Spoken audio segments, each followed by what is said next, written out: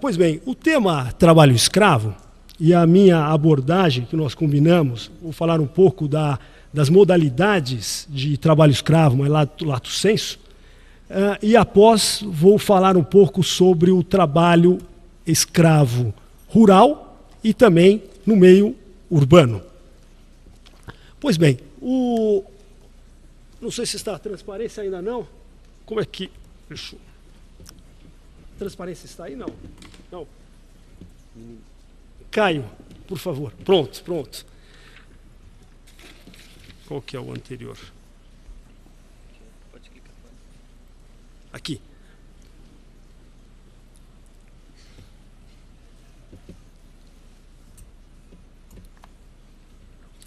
Pois bem, falar de trabalho escravo, nós devemos ler um pouco o Código Penal.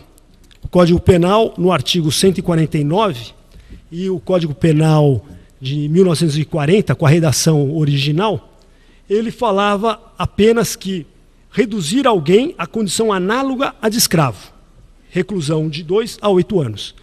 Mas apenas isso, reduzir alguém à condição análoga à de escravo. E sempre teve muita dúvida com o intérprete o que significa condição análoga de escravo. E aí, com essa divergência e essa abertura que a legislação dava, um conceito extremamente aberto, o legislador, em 2003, ele alterou a redação do artigo 149. E aí a nova redação passou a ter a seguinte forma: reduzir alguém à condição análoga à de escravo, como estava na redação antiga, e aí começou a exemplificar, a definir melhor o que é condição análoga de escravo. E aí continua, quer submetendo a trabalhos forçados ou a jornada exaustiva, quer sujeitando a condições degradantes de trabalho, quer restringindo por qualquer meio sua locomoção em razão de dívida contraída com o empregador ou preposto. E aí a pena era a mesma, só que foi aumentada. Reclusão de 2 a 8 anos e multa, além da pena correspondente à violência. E no seu parágrafo 1º, fala que nas mesmas penas incorre quem cerceia o uso de qualquer meio de transporte por parte do trabalhador com o fim de retê-lo no local de trabalho. O inciso 2, mantém vigilância ostensiva no local de trabalho ou se apodera de documentos ou objetos pessoais do trabalhador com o fim de retê-lo no local de trabalho. Pois bem, com essa definição, com a nova redação do Código Penal, nós podemos definir que condição análoga de escravo, ou o trabalho escravo, nós temos de duas hipóteses. A primeira é o trabalho escravo típico, que está no caput do artigo 149, que é reduzir alguém à condição, quer submetendo a trabalhos forçados ou a jornada exaustiva ou condições degradantes. Então tem esses 3 tipos: trabalho forçado ou em jornada exaustiva e trabalho em condições degradantes. E também aquele trabalho em que ele tem restrição de locomoção em virtude de dívida contraída. Então vamos ver esses 4 termos que são importantes para a explanação. E a segunda hipótese, que é o trabalho escravo por equiparação.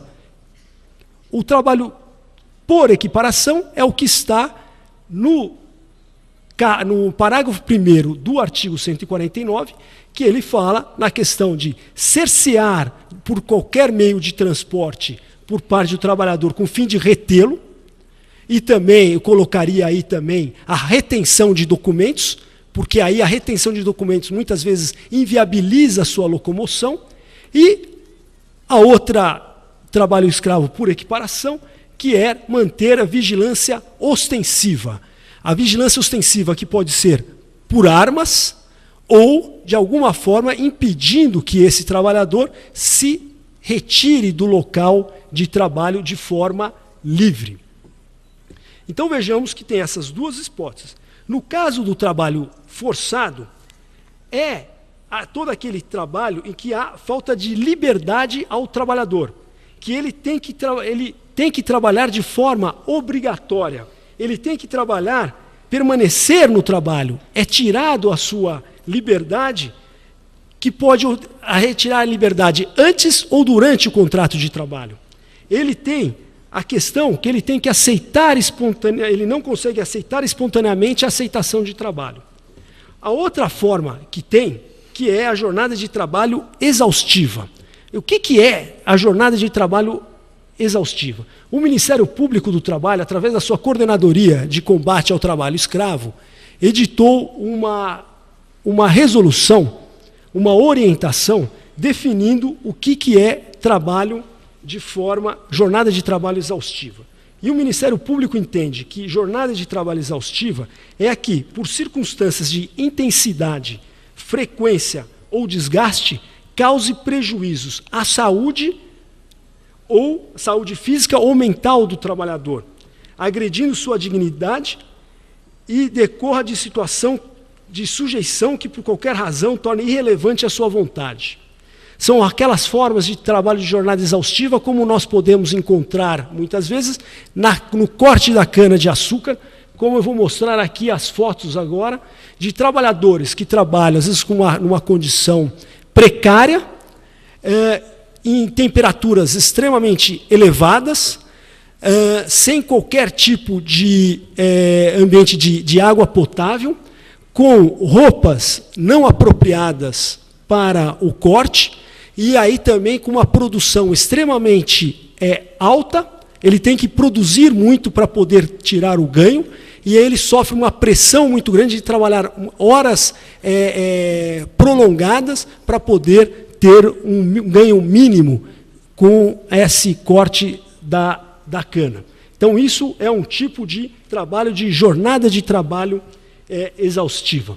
Uma outra foto aqui, que também tem 3 anos essa foto, é no interior da Paraíba, crianças trabalhando no corte, muitas vezes crianças desacompanhadas ou crianças acompanhadas por seu responsável, mas que comparecem para o corte para poder ajudar o seu representante, sua mãe ou seu pai, para poder atingir uma quantidade mínima para poder ter o ganho diário daquele corte, daquele produto.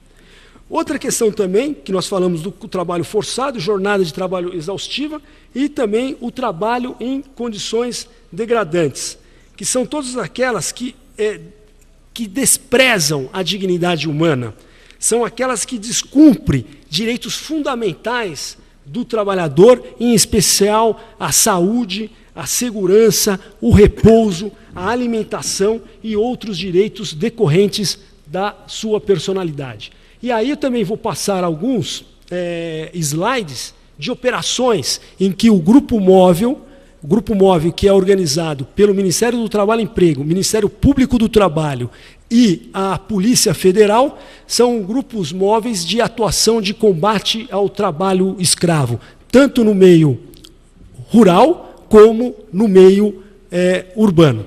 Essa foto foi tirada numa fazenda.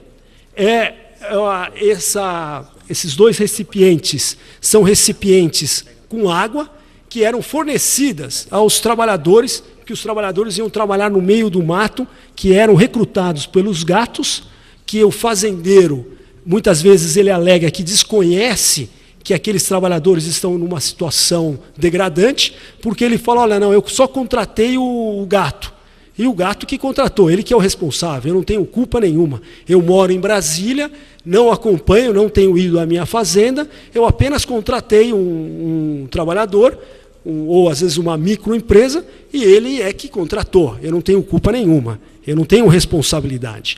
E aí nessa água que era fornecida, tem a outra foto, não sei se conseguem ler, está lá, embalagem exclusiva para lubrificantes, não use indevidamente. Ou seja, era um recipiente para lubrificante, e aí depois, ao esvaziar esse lubrificante, colocava-se água, e aí essa água que o trabalhador ele acabava tomando. Isso é degradante, isso vai contra a saúde do trabalhador. Essa foto é a moradia. Em alguns casos, temos constatado, inclusive, que o número de redes é inferior ao número de trabalhadores que estão naquela fazenda. Alguns trabalhadores eles têm que dormir, ou revezar, ou dormir no chão. Ou então dormir 2 trabalhadores na mesma rede. Pode ver que essa aí ela é aberta. Aberta, podendo entrar bichos ou qualquer outra, ou outros animais podem entrar no meio da noite. Isto é uma cozinha. A cozinha deles, não sei se vocês podem reparar, próximo ao telhado, que tem um material pendurado, aquele material pendurado é carne. É carne que eles mataram, às vezes eles matam um animal, ou então compram do armazém e penduram a carne para secar. Essa é a cozinha. Aqui, essa é o banheiro, quer dizer, às vezes sem a mínima condição, que apenas um buraco. Esse buraco, muitas vezes, os dejetos são jogados num riacho, um riacho logo atrás.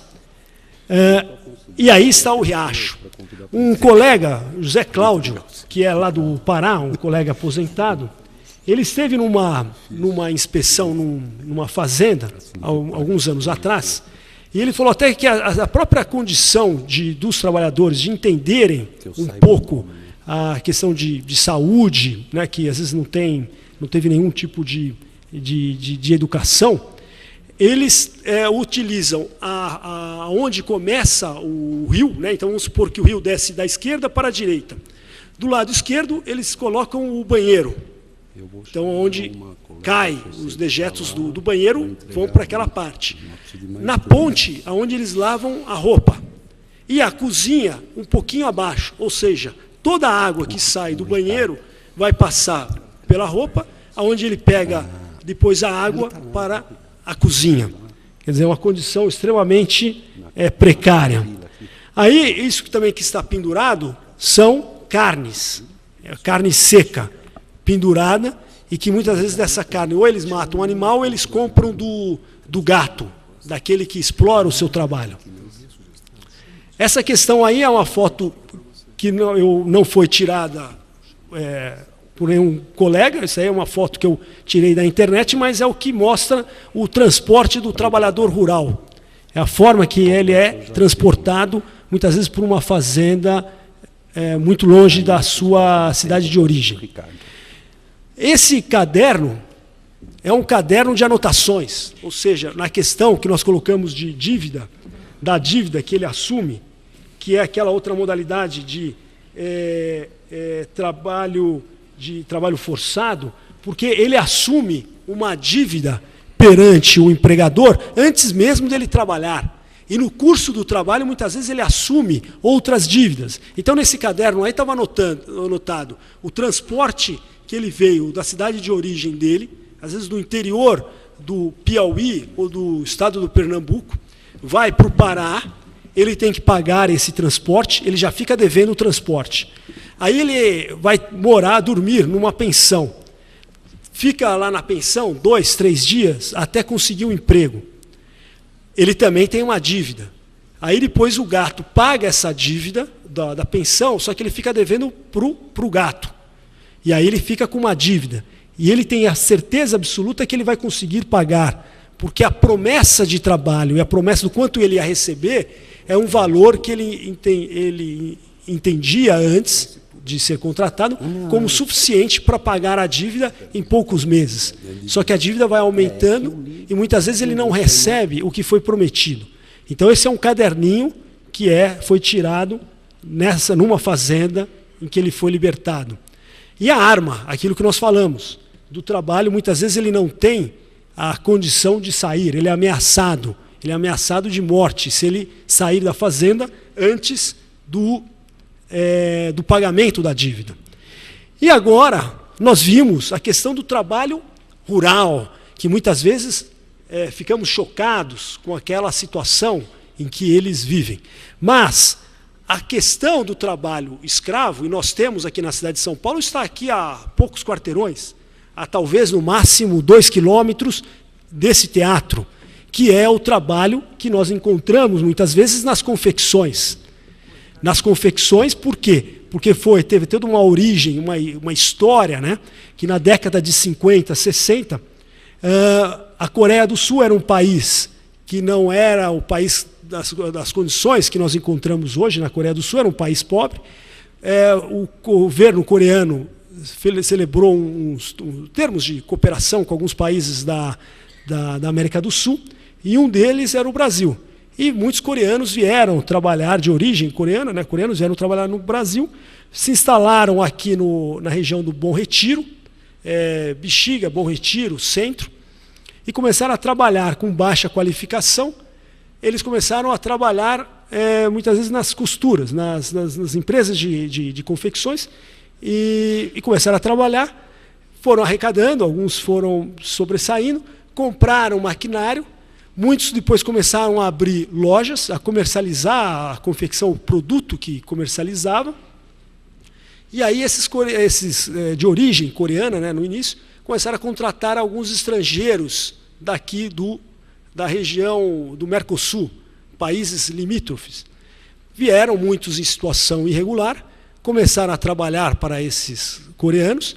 Aí depois eles começaram também, em razão do baixo custo do maquinário, começaram a comprar overlock, máquinas de costura, e começaram a produzir. E esses estrangeiros começaram a trazer estrangeiros também em situação irregular. Eles vêm ainda hoje para o Brasil e começam a trabalhar nessas confecções. E aí é uma foto numa confecção, uma criança, onde essa criança, não só o pai e a mãe trabalhavam, como a criança também dormia, morava dentro dessa confecção, e muitas vezes com medo, com a ameaça de, se sair, a Polícia Federal prender e eles serem deportados. Essa daí é uma outra foto, numa confecção também, você vê a situação precária, muitos empresários que acabam sofrendo, às vezes, uma investigação do Ministério do Trabalho e Emprego, do Ministério Público do Trabalho, que nós exigimos condições de trabalho dignas, e muitas vezes exigimos, né, em razão das NRs, que tenha toda uma questão de aparato de limpeza do local da produção, que tenha um equipamento que possua condições ergonômicas, mas também nós temos que exigir de todos, não apenas das empresas oficiais, mas daquelas que muitas vezes são oficinas clandestinas. Aí é uma outra questão também, aqui uma outra ambiente de trabalho. Aqui também era apertado, você vê que tem um carrinho de criança, até aquela roda, onde a família vive dentro dessas confecções. Aqui que nós falamos em ergonomia, essa cadeira, você vê, não tem nenhuma condição ergonômica, ela é apenas um retalho, e que o trabalhador ele trabalha normalmente das 7, então tem diversos, o quadro de horário deles, mais ou menos. Começa às 7, 8 horas o café da manhã, até às 8h15. Aí eles trabalham até meio-dia, almoçam, começam a trabalhar cerca de meio-dia e meia, 1 hora. Aí depois às 4, 5 horas para o café. 7 da noite eles param de novo, 7, 7h15, estou falando assim só de forma geral, para o jantar, e trabalham até às 10 horas da noite. Essa é mais ou menos a jornada desses estrangeiros aqui que trabalham nas confecções. E da mesma forma que eu falei da dívida, e aquele caderninho que eu mostrei antes, numa outra transparência, o caderninho do trabalhador rural, no trabalhador urbano também tem. E aí você vai ver que tem até o La Paz a Cochabamba. Cochabamba a Santa Cruz de la Sierra. Santa Cruz de la Sierra a Quijaro, não sei, não dá para ler direito. E depois até São Paulo.